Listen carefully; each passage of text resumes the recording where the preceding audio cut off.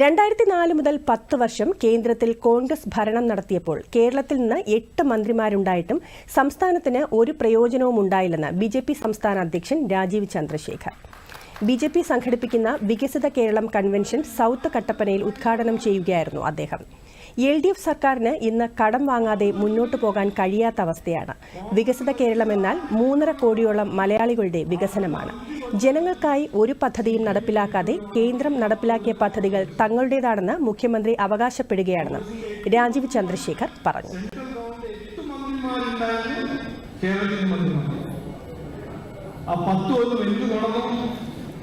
ജനങ്ങളെ വിശ്വസിച്ചും